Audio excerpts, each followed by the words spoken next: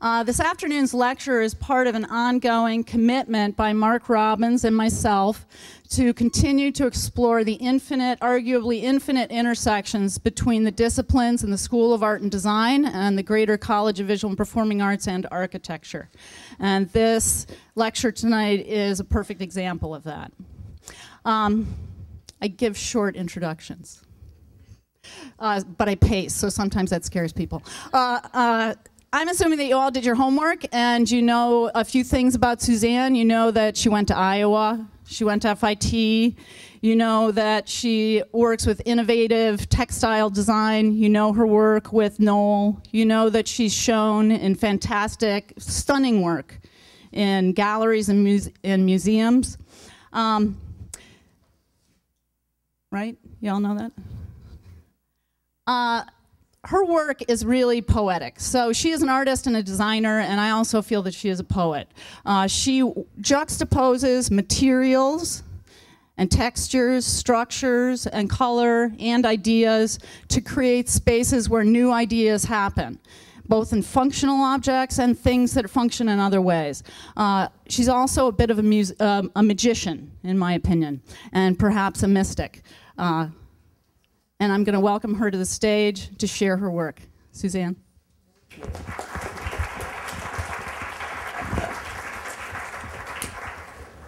Thank you so much. Am I on? Can you guys hear me? Yeah? All right. So, gosh, a mystic. I love that. Mystic. Yeah.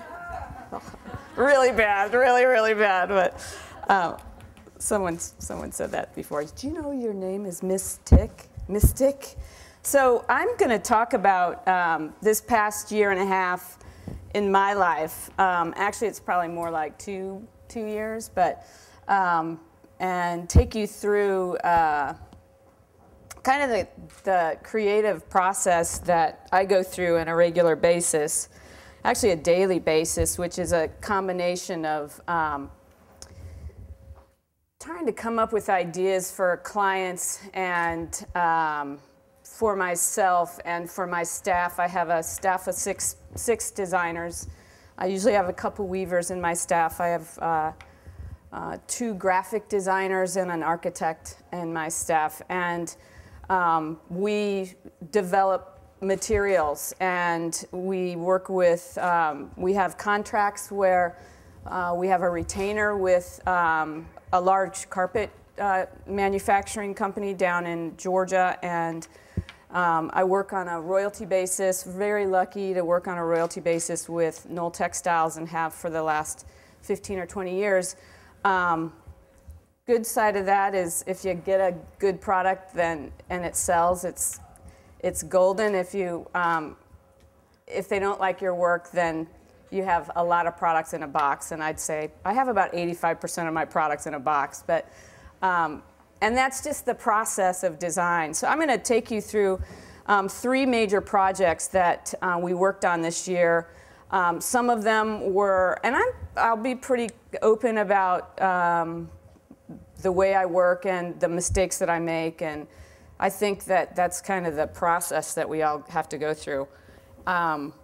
And in many cases, I've thrown caution to the wind, and our staff is like, why did you take this project? And have come close to losing staff members. But we have to kind of bring it back and reconnect all the time, and that's kind of how we work. And I think that everything that I do and everything that we work on as designers or architects or weavers have an equal part of instinct and logic and lunacy. And so I've divided these projects into 3 parts, and I'll tell you why as I'm going through it.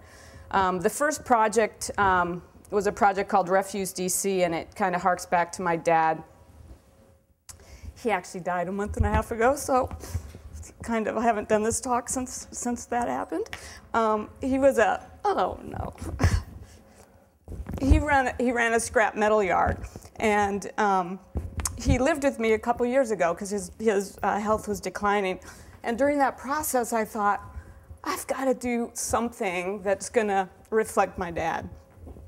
And what can I do in the weaving process, which is near and dear to my heart, that will kind of bring him back to life and bring me back to life in the kind of the next few years of his, the end of his life. So I was cleaning out my closet, being kind of obsessive about like my world at that point, and I thought, God, I got all these dry cleaning hangers. I'm going to weave with them. It goes back to the junkyard. So I started a whole process of weaving. The Museum of Arts and Design found, I'm friends with some of the people at the museum there. They caught wind that I was weaving with all this debris. They did a show called Second Lives. And so I started just taking apart the hangers and weaving these materials with, on a sheath core fiber, which was a fiber that I developed for Knoll as a wall covering, a scrubbable wall covering. So what I do in my work career for commerce is I develop new materials and I come up with products for Knoll. This became an art project for me where I just started weaving materials for myself and to kind of show my dad and as he was living there with us. So this is a product that then became a piece that came into a show. There's a lot of reclaimed materials, a lot of reclaimed gallery shows that are going around for the last few years. These were some of the pieces that I had in the show. The far right was a process. I was working with a woman that was getting funding for making mats for Africa and huts. And so I started collecting all of these bags from the produce. You know, after you go to the grocery store, you've got all these produce bags. I started weaving mats and sewing them together and strip weaving them. And as we finished the first few, we shipped them over, and people were a little bit disturbed by the process because in a lot of third world countries, these bags are what they use to go to the bathroom in. So they did not want to use these bags as their mat. They got very confused as to why we were doing this. So that kind of came to a screeching halt immediately. The middle piece is a piece of dry cleaning hanger from this part of the hanger, which has became a big piece. Should I toss these around? You guys got to feel it's very heavy, and you'll see as this talk goes on why I'm sending this around, because you can then get to the depth of it. This is the sheath core fiber that I developed again for Knoll as a wall covering, and I just had all this abundance of fiber in my studio to fool around with. Every other year, I usually try to send out a holiday card to clients that have come to my studio and different people that I've met. And in 2009, because I was weaving these dry cleaning hangers, I wove these strips and sent them out. And you know, it was entitled Reuse, Rekindle, Rejoice. And I got a call from an architectural firm out in Seattle, and they said they want, how much is it a square foot? How much is this material a square foot? And I'm like, well, it doesn't work that way. You know, I said, this is like hand woven. And she's like, well, what do you mean? And I said, well, you know, I said, send me the elevation of the wall that you're thinking about, because they were like, I want a big piece of this material. And so we scanned this product and counted how many hangers would be required. And you can see in this, you know, the whole kind of concept and design idea about this is the hanger has the wide part here and then the two short parts. So you get two sides for every wide side. So I could determine how many hangers I had needed for this project. So it was, you know, 10 to 5. And so I was explaining this, and they still were not getting this. So I basically, I did line item budget, and I'd never really done this before. My bookkeeper said, you know, because I always take on projects, and I never get paid for them. And and our staff said, "You can't do this project for free, Suzanne. This is a paying customer. You got to do this." So I laid out, that it would take 4 months to collect 5,000 dry cleaning hangers. In the process of collecting them, we'd also have to process them and cut them. So I said, your firm has about 200 people. Like, if everybody in your firm could bring in dry cleaning hangers, then we could just wipe that off the line item. So a letter went out, an email went out to the staff at this architectural firm. It's MBBJ, one of the larger firms out in Seattle. And every Friday, this is what we got here. A box of hangers. This was the first process, and this was in about May or June. In the meantime, my son, who was just graduating from high school at the time, I kept saying, you haven't gotten a job yet this summer, and you're not going to stay home and not work this summer. And he kind of did what those seniors do, didn't do anything. So I thought, this is a perfect way to spend my son's last summer here. He'll help me cut hangers. It was the worst summer of our lives. He hated every minute of it. I got all this free time to talk to him, which he just started wearing a headphone, and he wouldn't talk to me for the whole summer. Our staff was just totally kind of pissed off that he was even there, because he was such a grumpy kid. But this is what we had. And you know what? In hindsight, I probably shouldn't have done that. I should have made him get a job. But I really thought it would be great. This is John, one of the weavers in our studio. We had to buy this wire cutting machine to just get this process started. What was really fantastic about this is, if you were having a frustrating day, you could just come down and rip through hundreds of hangers, and it cuts like butter. It was absolutely fantastic. But in the back of my mind, I'm going through this process of, have I gotten myself into something?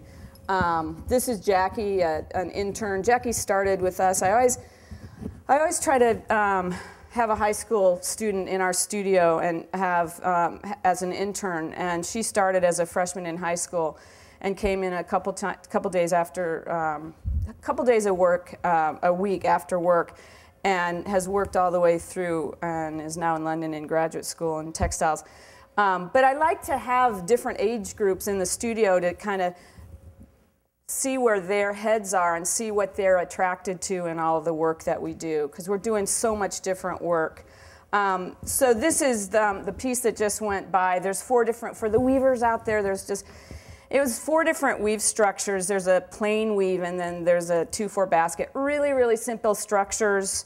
It wasn't a really complicated piece, but we did want to create these different weave structures. This is me weaving this particular piece, and it's every other wire has to have a binder pick, because we realized as I was weaving this, the wire would spew out. So this first piece, John did all the warping and the winding of the warp and the warping of the loom, and I started weaving it, and then John was like, "Can't I weave a strip?" And I'm like, "Okay, you can weave a strip." But then we realized that when we hung up the strips, they look different. Because we are 2 different people, the personality of each strip was different. So I had to take over all the weaving, which I was actually thrilled to do. I felt bad because I made him do all the hard, the warping, and I'd never really made somebody do that for me before. But I got over it because I just love the weaving so much. But that's what it looks like on the. So this is the first I don't remember 5 pieces that we just took off the loom, and a friend was over to hang out, and he had a video camera. He's like, "I'm going to video you guys while you're doing this." Well, right now John and I are realizing that the tension and take up on the machine, on the loom, we didn't realize that each section was like coming up at a different level, as many times as we were counting the hangers for each strip and had a lead wire, they were all coming at different at different lengths, and we had to trash all of those and start over again, and weave a foot more than what we thought because the take-up was much more than we had considered. So that was kind of the night of horror for all of us. So this is what happened when we got everything finally ready, and it takes about 4 people to get this lifted. It's a little over 400 pounds, and there's 4,800 hangers in here. So this is what the piece looked like. And as we were fooling around with it and trying to figure out the depth and the space behind the wall and how it's going to look at the foundation, we thought, gosh, the beauty is the shadow behind it and how it's affected. So this is what the full piece went. And, I'm kind of proud to say that Bill Gates sits on one side and Melinda Gates sits on the other. So it's up in the co-chair office, but nobody really gets to see it because nobody gets to, only a few people get to go up there. So, and I haven't even, I hung it, but I haven't seen it in live action. I saw it in the job site. But there's about 30 hours of winding in this piece, and 80 hours of dressing the loom, and 180 hours of weaving, and 60 hours of hemming. So it was quite a feat. And I think the instinct part of this was just we got the price that we wanted for it. It really worked, and we were really happy about it. A cool thing that happened afterwards was I took all those hooks, 5,000 hooks, and created this piece, which is actually a beautiful piece. It's woven in sections, so this is like tapestry weaving, and this is called Hooked Up, and I did it in both bronze and white. And it's woven, and one of the things I talked about in the weaving class today was how complicated it was to try to figure out. As you're dressing the loom or as you're working on a project, we all want to just whip through our projects. And in this case, when I warped the loom for this, I had to figure out how I was going to hang this piece. And to tell you the truth, we've gone through like 10 different ramifications of hanging this. There's a show up right now in New York where we finally figured out how to do it. We found this amazing Japanese framer in Brooklyn that would work with us, because I'd take this to a framer and they'd be like, we don't want, what do you want us to do with this? And because it's so heavy. So what we ended up doing is it's like a patchwork, and so we sewed 3 sections across so that the weight would be held on top and wrapped around a frame. So 3 sections get framed on a piece of wood, and then the second section gets framed, and then the third section. And so there's really 6 points of contact with the wall, and this is about 600 pounds. So then how do you get this to a job site? So then we had to figure out the whole issue of shipping, and as we're working on art, and it's like there's all of these other issues you have to deal with. So we use these amazing, so each section goes into those camera boxes, those black boxes that have the foam inside. I don't know if you guys have ever seen it. So you pull out the stuffing of the foam, and we were able to get that to work that way. This is what the close-up looks like. All right, so now I'm going to ship to this whole other area called Logic, and we work for a large carpet manufacturing company. It's about a $400 million company, and I'm in charge of design direction for the company. So I work with about 14 designers up in down in Dalton, Georgia, and up in Nova Scotia.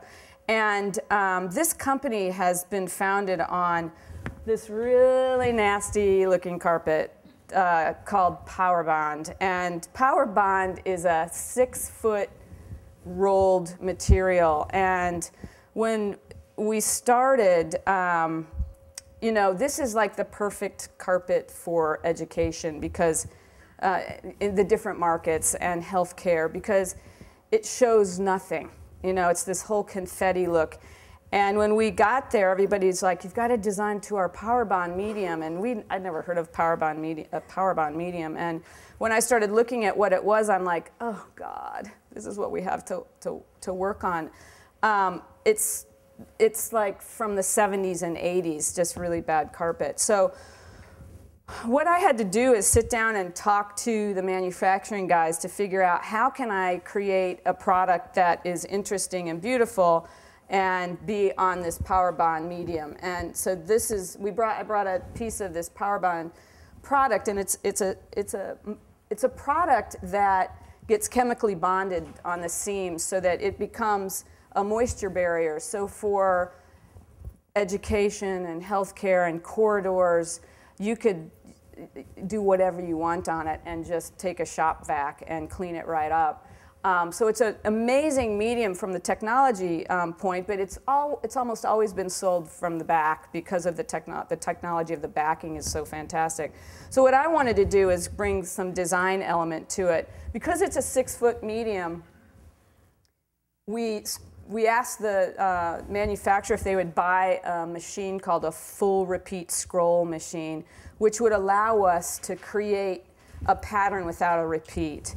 The theory that we start working on is, where are we going to get the design, what's going to be the point of departure for the design piece. And Edward Burtynsky, I don't know if you all have heard of him, he's a photographer, and he's done a lot of large-scale photography of how our culture is basically just raping the earth. And he does quarries, he does oil spills, he goes around the world and takes images. And this is one of the quarries he took, and I thought, God, if we could do a product that had this kind of flavor to it with these sections, it kind of looks like carpet tiles and sections. So that was our point of departure.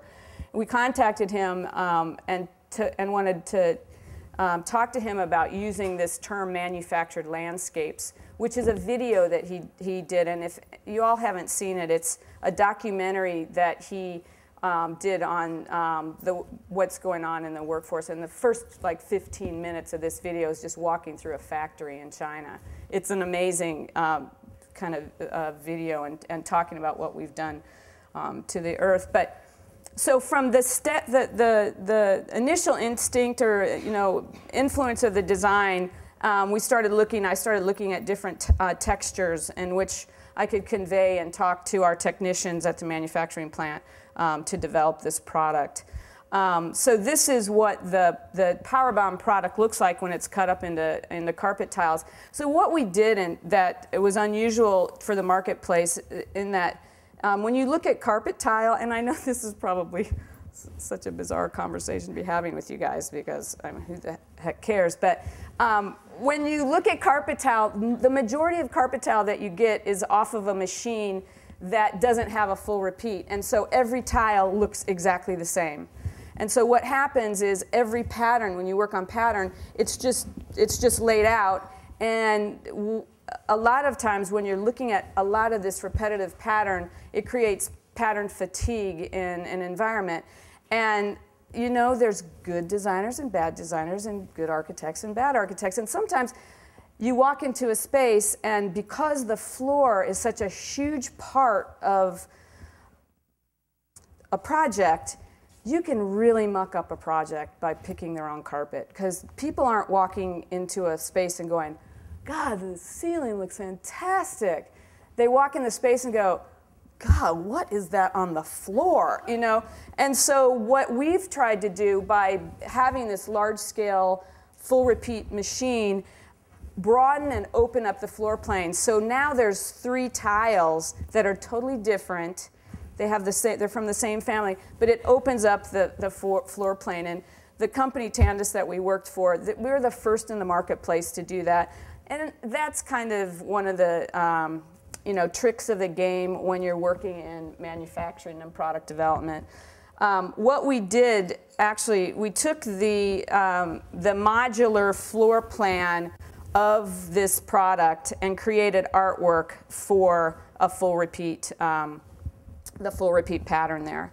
So it originated as a tile product. We then took the tile installation, made it into artwork, and then that's how we laid this out. And what that does is it disguises where the repeat is. So now you have a product that can go down the corridor, or that can now be cut up and put into office spaces as you're walking through the facility. This is, or through an office or a corridor. This is the process of power bond, and I never thought in a million years I'd be talking about carpet in my life, but it is such an interesting material and a really complicated product to work on because it shows everything. The floor covering shows everything, but this is an installation of power bond, and you know, I've come to grow and love carpet. I thought, what am I doing in the carpet industry? But this is a peel and stick method that you just roll this stuff down. It's really easy to install. And to cut the seams, you just use this. I mean, it's pretty amazing properties that this product has. You can just double cut it, and then the seam goes together. You chemically bond it, and it's a moisture barrier. And when you all get out into the workforce, one of the big issues with carpet and building is the amount of moisture that is in the concrete. And you can have carpet tile will just pop if there's too much moisture, especially if somebody's trying to slam a project through. And so those are some characteristics that this power bond substrate is really good for. I wanted to show you this because this is one of the reasons that we went to work for this company, or my company went to work for this company, is that there's a lot of kind of sustainability issues that are going on. Carpet's like a bad component to the landfill. This Tandis brings in anybody's carpet tile. They go and mine buildings and pull out tile, and they need to do that because 100% of the backing is made from other people's carpet tiles. So this is what happens, and it comes back. All this carpet comes back, it gets chopped up and gets re-chopped up and regurgitated, and I just love this next slide. Anything scatological is kind of cool, but I mean, you melt the material and it gets spread out, and it then gets lathed and flattened out, and that becomes the backing material. This is what it looks like when you're dressing the loom, very similar to what we do when we're developing our products. So this is the part of our job that, because we're working with, and it's, you know, there's a good side of this and a bad side of this. When you're working with these large-scale manufacturers, they expect you to come up with very cutting-edge designs and very sellable products, and that's what you're there to do. And so it's it's kind of a it's a treadmill because you've got product development going all the time in the system. And this last part of the talk, I'm about 10 minutes from being done. It was a hospital. Now this is the lunacy part of the talk, where I totally kind of mucked up this project because it was way beyond my capacity to do, but I gave it a whirl, and it's turned out fine, but it could have been a total debacle for our business. And I developed a collection of glass, and in the weaving class today, I said that for 3 years, this glass company asked me to work with them, and I am a textile person, and I kept saying, I don't do glass, I don't do hard surface. I'm like, I really do, and they're like, we really want you to do a collection. I did a collection called A Collection in Whites for Skyline Glass. Great people, manufacturing out of Chicago. And what I did was I emulated our textiles and fabrics and put them on glass, etched the images on glass. This is the USGBC headquarters in Washington, D.C., where this is a blow-up of one of my weave structures. So everything that I do, I kind of go back to the core of my work. And you know, glass is such an important material right now for interior architecture because it allows light to come in. And as all the walls are coming down and then more light is in a space, glass is a great product for that. And what you can do for privacy is you can take the pattern and if you want privacy in a certain section, you can just push the pattern down and make it much more dense so that you have all opacity. Or you can stretch it out like this and keep it open. So, so it's just a great product, and you can do whatever you want with it. So I was asked to come to a meeting in Springfield, Massachusetts, to work on a 7th floor atrium for a hospital that was just going in. And the design firm, an architectural firm, asked me if I would work on the glass imagery for this project. And it was a very good friend. And, you know, that's the other thing, you know, we've all heard this, you know, don't do work with friends because it could go really bad and then everything kind of falls apart. But so she asked me to come and work on the glass imagery. When I went to the meeting, a photographer was there, and he had a very long-term relationship with the hospital and was very temperamental and really upset that I was there. And I had no idea. I was walking into a kind of a turbulent environment. And he said, "Who are you? Why are you here? I'm the local photographer. This is the image that's going to go on the glass. I can do this stuff." I'm like, fine. You know, that should have been the kind of the entree out. You know, I should have said, you know what, you can do it. I'll step back and you can take this project. And the gal that I work, the head designer said, "No, Suzanne, you've got to do this work," because she wanted me to develop glass and imago, which is another hard surface material that I'd worked on, which was fabric embedded into resin. So she wanted to keep me in the project. So the whole concept was imagery from around the area that would be wayfinding for each floor in the hospital. And the atrium, the way that they developed the hospital, it hasn't even opened yet. The opening is in a couple of months. The atrium, every room in the hospital has direct light. The atrium, there's a whole core of in the hospital that's an atrium, and then there's a row of hospital rooms that open to this core, and then there's another row of walkways or whatever you call them. Don't know the term. And then there's another row of hospital beds and rooms around the perimeter, and they have outdoor light. So this place is just beaming with light. And they wanted this to be very kind of the moment, of the spirit of the surrounding. So I had to take the artwork and create a panorama for this huge atrium of glass. And so this is what we started doing. So this is where our team, where I've got a couple of great graphic designers, are starting to work on the computer, and then I bring the imagery to the surgeons and meet with the folks there.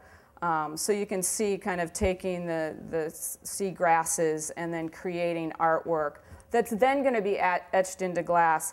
So we're about halfway through the artwork, and the budget's all coming in. And at the time, we were doing two-sided glass.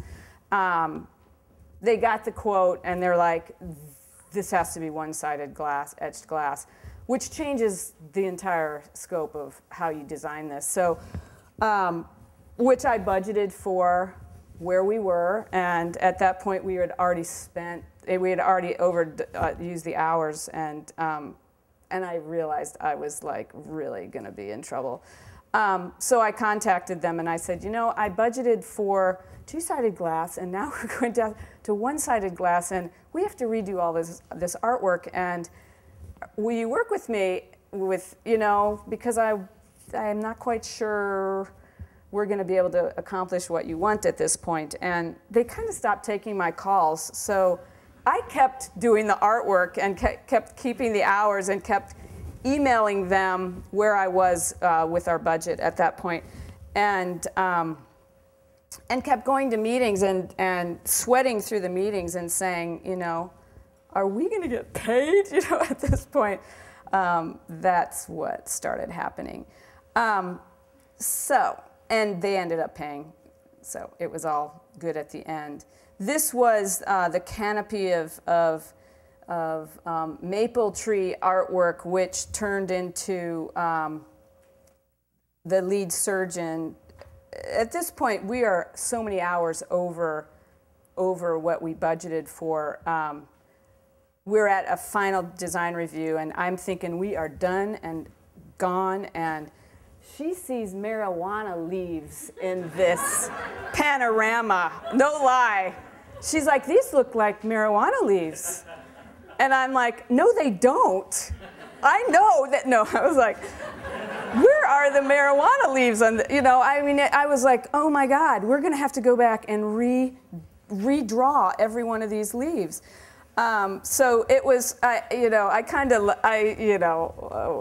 was just bizarre. But anyway, this is part of the mock-up that I wanted to do, because I started getting a little bit panicky as everything that we would show them, they wanted to change. And then I thought, you know, this is going to be like a little shop of horrors. When they realize the scale of these images on glass, are they going to like this, you know? And the clock's ticking and everything, and this is, so I started talking to the architect and saying, we've got to do like live mock-up, like on paper, just showing them what this is going to look like. And so, where are we here? So this is at the glass factory. The designer said, we better get to the glass factory and make sure that the single etched work you're gonna get enough of a positive, negative, and perspective from the material. So we went out there. They were great. They set up, well, this is in our studio, actually, where we had to roll through all of the floors to do the final artwork before we sent it to the glass manufacturer. Because, once they start etching in glass, you can't go back. And so this is both at the factory and in our studio. And we're just trying to figure out where we are. And we're all everyone's really tense about this project at this point, because everyone is kind of over budget, and we just don't know at the end of the day if these people are going to like what we're doing for them. And the other kind of thing came in that, Sally, the designer, called me and she said, Suzanne, if somebody dies on the 3rd floor and you're on the 1st floor and you're looking up, are you going to see through the glass and see them roll through the, and I'm like, oh my God, why are we talking about this now? So we had to go back and make sure that from 3 foot down that it was primarily opaque. So that was the reason we all flew out there, because I was like, oh my God, here we are at the last moment, and she's kind of coming up with these concepts. So I'm like, could you take this up 3 floors, and then we'll look through and see if we're going to be able to see through this to, determine whether, if a dead body rolls by, I couldn't believe that we were even having the conversation. But it made sense, but it was kind of like at the,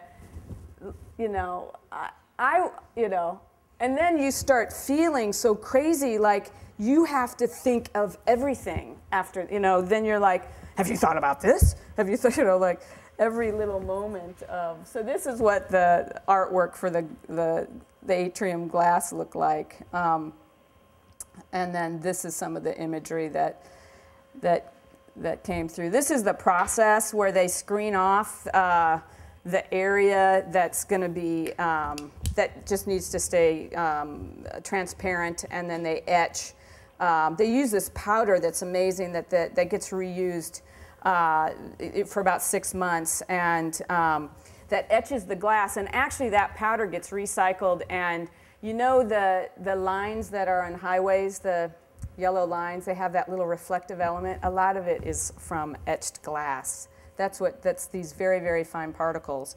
This is a very green environment too. We then had to figure out how to emulate the glass patterns onto Imago, which is this material where we had to print fabric and then encapsulate it in resin. Oh, you guys, I have all this stuff here. Sorry. Here's a piece of the glass. I'll send this around. So one of the things that you have to see when this decision about going from two-sided to one-sided glass, I don't know if you can see this, we had 100% etching. Usually what you would do is you do 100% etch on one side, 100% etch on another side, and you get this beautiful image. And in this case, because it had to be etched on one side, we had to do a pixelation, which just changed the whole dimension of the product. But you did get this perspective on the glass. So this is glass and how we had to do it. And then this is Imago, and we kept it very monochromatic. And the fabric is printed first, and then the sheets of resin are, the fabric gets encapsulated in 2 sheets of resin. I don't know if you guys have seen 3Form, a company called 3Form. They do the same kind of thing, but this is, so this is the artwork for that. So we had to, that's what Imago looked like. So what we had to do a test print first with the printing manufacturer to see if we could get these images to print. And then we adjusted all of that artwork so that it could be printed in one continuous roll, and then just the sheets of Imago were cut out from that. So that's what it ended up being.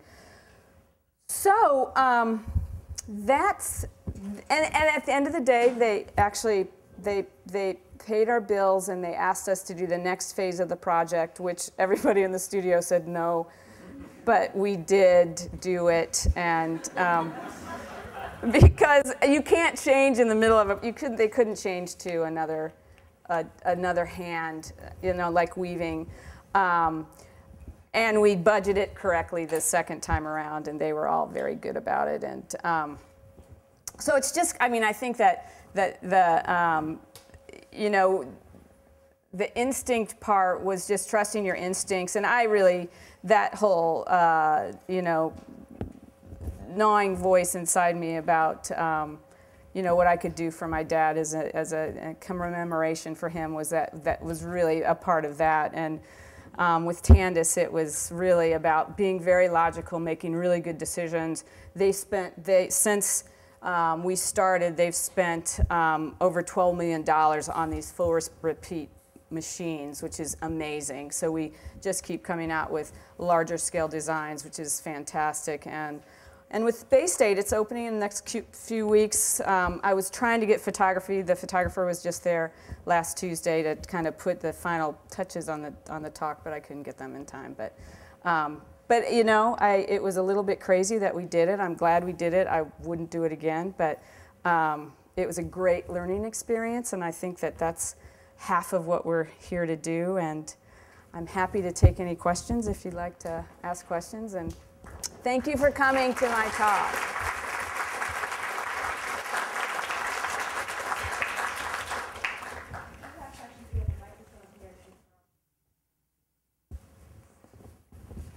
I also have a bunch of products up here. I brought things that we do, just so you can see. Thank you, Suzanne. This was really, really nice. Thanks. Really good to see. Thank you for being so open and transparent about the whole process. This was really, really made the lecture very, very interesting. I have 2 questions. one relates to the scale of the pattern in the last project, because obviously it's scaled up. And I was wondering, at what scale how did you decide, this scale somehow seems to work in terms of the scalability of the pattern? Yeah. And the other question is related, but I was really interested I thought the first project was absolutely fantastic because of all the sort of dimensions of the project dealing with recyclability, and also the fact that even from producing the first artifact, it kind of spun off yet another artifact, which is this kind of second project. Right. And I think in both of those cases, there was a certain loss of the figuration of the hanger, right? You didn't somehow see that in the final products. Right. So the figure was kind of lost, but the pattern was omnipresent somehow. Right. And then in the last project, the figure was deliberately not lost. You scaled it up, but somehow the figure retained its very figural quality. Right. And I was interested in this kind of aspect about, why do you... I was interested in your kind of take on this. Why does it somehow somewhere stay and not? Yeah, it's a great question. I'll go with the question about scalability on the glass, because the going in, I knew that the imago, the plastic, the resin, had to go down the corridors, and that was going to be attached to the wall. And I wanted that to be life-size, because that was what you're going to be walking past on a regular basis. And it couldn't be large like that. It would look totally out of place. Where in the atrium, because the pieces of glass were so large, that was the largest scale. So we actually did 3 different scales. We did life-size for the imago, and then the nurses' stations that were glass, and they were separated from the atrium, were mid-scale. And then, so there was a whole discussion on scale for this project. One of the things that the architect called me last week and said, you will not believe what happens with the glass when light comes in, and at different parts of the day, the shadows create this amazing, just natural kind of leaf structures, or wherever it's going throughout, in cascades throughout the whole space, which nobody realized was going to happen until it's installed and the light passes through. And it's this time of year that they're going to get this, because the sun is going to be in a different place in other times of the year. So the scale, we were really, really happy with that large scale. I was concerned because I thought that it may be too scary for people if they were delusional or something. And when you're working in the hospital in those kinds of situations, you have to understand all of that and talk to evidence-based design people, and is that going to work? And because it was so subtle, it was okay to make it the large scale. I intentionally, on the weavings, and I've done about now 20 different structures with the hanger now. And what was important to me, because people have a funny attitude about hangers, or just it's like reclaimed stuff. So I really wanted to disguise the material. I didn't want people to know what it was, because people don't know what it is. Like, I have people come in and go, my hangers don't look like that. I'm like, well, what do your hangers look like? And they're like, they're black. And I'm like, I don't think so. And they're like, yeah, they are. And they'll call them, they're like, no, you're right, they are this color. So I like the concept of the, aha moment, like when people realize that. But I have to say, I haven't sold any, and I think it's because it's from the dry cleaner. It's like the value of a dry cleaning hanger. But I wanted it to be that kind of, like, you could take anything and make it into something that's beautiful. And that's kind of the whole mission for me. I didn't want people to know what it was. So, any other questions out there?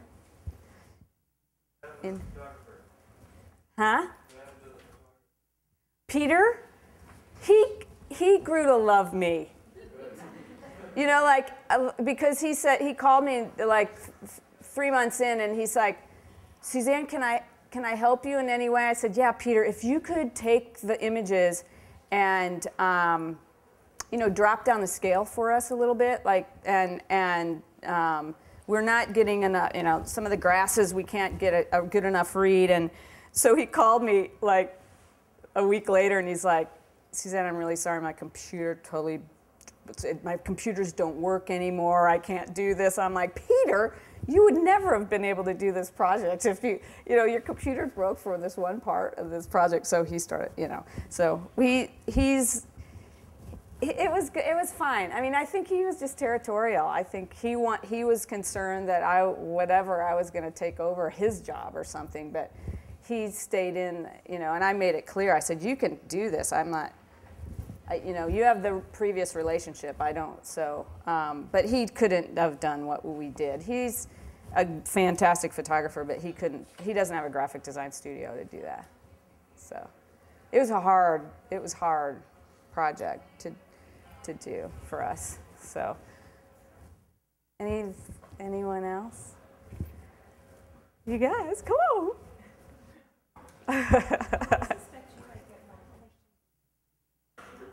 Oh, okay. Is that what's going on? You can always give that moment of... So the only advice that I would give, and I gave this earlier in the weaving class, is that, as you guys are all venturing out and looking at what the prospects look like for you guys out in the marketplace, one of the things that I did, my mom did set design. She was a stay-home mom, but she did set designs. She had all these interiors magazines, and when I was in college, I'd come home and I'd flip through them. And as a textile designer, I would look at all the ads from all the companies, and I'd go, I could work for that company, or I could work for that company, or I could do this. And I'd look at all the architectural, spaces, and I just look at a ton of magazines and all kinds of things that I mean, that's if you want to go into a career of working for commerce. And as I'm just now venturing into the art world, which I have a show up now of 22 of my woven sculptures. I met with the editor of Art in America, and I'm having a kind of a struggle of, is weaving art or is it craft, or what's the perspective, and what should I do as an artist now that's been a textile designer my whole career for commerce. And her advice to me was to go to every gallery show, all the museum shows. Just get out there and look at everything that's going on in the art world so that it can inform you about your work, and then just talk to as many artists as you can as you kind of start cultivating your work and wondering what comes next. It's a real trip trying to figure out the whole gallery thing and how that works and who represents who and how that happens, and everybody's got to be introduced to somebody to get in, and it's a whole other kind of world. But I think that the more you connect with people and the more you talk to others about what your interests are, the more connection you'll make, and that will always lead to something good that will happen. At least that's what worked for me, is just asking questions and meeting as many people and just talking to people and not being afraid to ask questions and show your work and feel good about it, and really love your work, because life is very short, and that's what you need to do if you're gonna work in I mean, this is the best, being creative and making a living out of it is the best thing in the world. So anyway, I have a quote, but I can't even remember it, by Cabrillo or something about love your work, or work is love, or something like that. But anyway, ready? We're done. Okay, thanks.